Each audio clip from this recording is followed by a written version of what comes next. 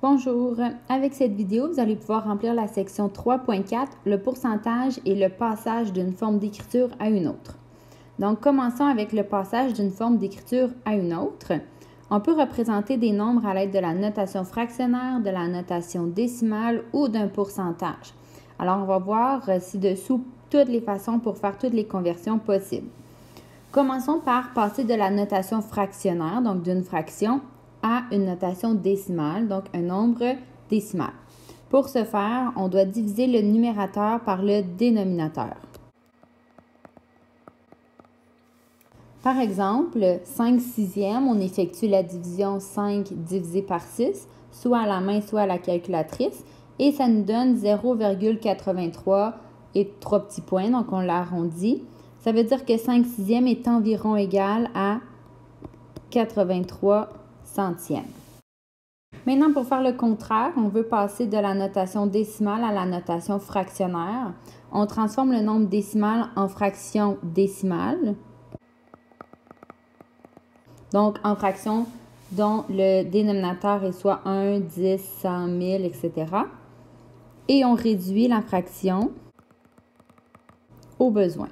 Exemple 0,12 se lit 12 centièmes, donc 12 sur 100 serait notre fraction. Et si on réduit, on peut diviser par 4 en haut et en bas. Donc 12 centièmes devient 3/25e. Maintenant, passons de la notation décimale à un pourcentage. Premièrement, ce qu'on doit faire, on doit multiplier le nombre décimal par 100 et simplement ajouter le signe de pourcentage à côté. Donc 0,3, on veut le mettre en pourcentage, on fait fois 100, ça nous donne 30. Donc 0,3 est égal à 30%.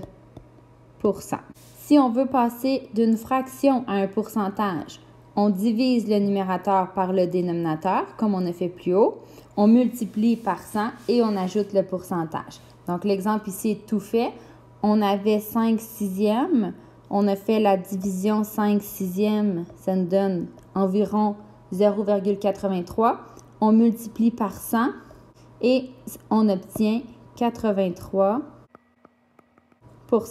Maintenant, on veut passer du pourcentage à une notation décimale, donc à un nombre à virgule. On enlève le symbole de pourcentage et on divise le pourcentage par 100. Donc, 62%, ça veut dire qu'on doit faire 62 divisé par 100. Ça nous donne 0,62. Ensuite, pour passer du pourcentage à une notation fractionnaire, donc à une fraction, on transforme le pourcentage en fraction décimale en premier et ensuite on réduit la fraction au besoin pour le rendre en fraction réduite. Alors, l'exemple ici, 25,6%. On met ça sur une fraction décimale, donc 25,6 sur 100. Mais là, ici, il faut faire attention, on ne peut jamais garder de virgule sur une fraction. Donc, on va aller le placer sur 1000 pour bouger la virgule d'une position. Donc, on va faire x 10 en haut, x 10 en bas. Donc, la virgule bouge d'une position, vient se placer à la fin, 256 millièmes.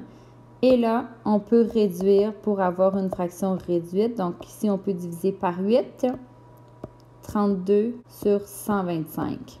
Alors, 25,6% donne 32 sur 125 comme fraction. Et maintenant, on va calculer le temps de pourcent d'un nombre. Pour calculer le temps de pourcent d'un nombre, on doit multiplier le pourcentage par le nombre dont on veut le temps de pourcent. Donc ça revient à faire la règle du 2 en mathématiques quand le 2 veut dire une multiplication. On veut calculer 20% de 35, alors on doit faire 20% fois 35. Je vais vous montrer deux méthodes. Encore là, ça va être à vous d'utiliser celle de votre choix. Méthode 1, c'est avec les fractions. Donc 20 sur 100 fois 35 qu'on peut mettre lui sur 1. Ça nous donne 700 sur 100. On réduit, ça nous donne 7 entiers. Si Sinon, méthode 2, c'est avec un nombre à virgule. Donc, 20 si on fait la conversion, c'est 0,2 fois 35. On multiplie comme si c'était des entiers. Ça nous donne 70. Ici, on avait une décimale. Donc là, ça va être la même chose, 7,0 pour avoir une décimale. Donc, 7 entiers. Alors, ça va être à vous maintenant de faire les exercices suivants. C'est de calculer le temps de pourcent en utilisant la méthode 1 ou 2 ou en les alternant selon votre choix. Une fois que les 4 lettres sont terminées, votre travail est terminé.